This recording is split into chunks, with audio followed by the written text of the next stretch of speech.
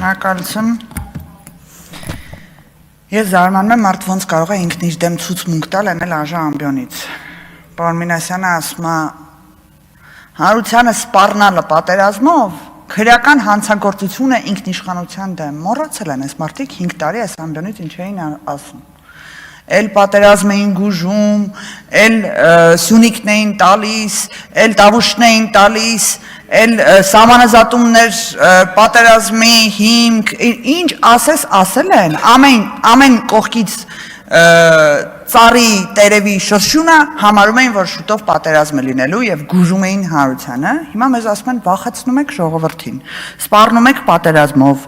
խաղաղությունը եթե մեկ քաղաքական ուժի հետ է կապված խաղաղություն չէ, քրեորեն պատժելի արարք է այս ամեն ինչը, Ժորժ ջան, ոնց որ իջեք իրականություն, դուք տենց սուս ու փուս նստած էիք, մենք էլ եկանք, ասացինք դուք պատերազմի քաղաքական ուժերն եք, ոչ,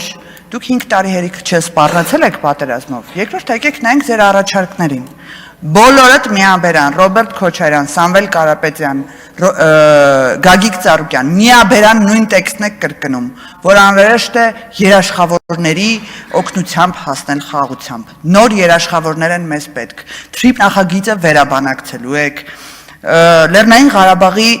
ժողովրդի իրավունքների մասին եք խոսում, իրավունքները դարձրել եք կեսը վերադարձի իրավունք, կեսը ուղղակի իրավունքներ, շատ տեղեր ձեր համաժողովներում Արցախ վերադարձ լինելու է տեքստեր են հնչում, ուզում եք ասել, դուք նախաստորագրված պայմանագիրը վերաբանակցելու եք, թե ոչ, երկրորդ հարցս, դուք Թուրքիայի հետ հարաբերությունների կարգավորումը շարունակելու եք նույն ձև, ինչ որ մենք ենք արել, թե ոչ,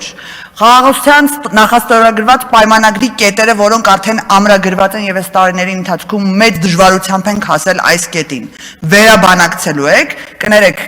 լեքսիկոնից համար փոզմիչ եք անելու են ինչ որ Հայաստանի Հանրապետությունը հասել է այս ընթացքում Էդ է պատճառը, որ մենք ասում ենք դուք պատերազմի քաղաքական ուժերն եք, որովհետև դուք այս բոլորը որոշել եք դնել մատաղանել ձեր սիրելի կայսրության ոտքերի առաջ եւ ասել այո, մեզ հիմա փրկիչներ են պետք, մեզ հիմա երաշխավորներ են պետք եւ դրանով փորձում եք քաղաքական դիվիդենդ շահել մեր ժողովրդի մոտ։ Էսա թարգմանաբար նշանակում, ինչա նշանակում դուք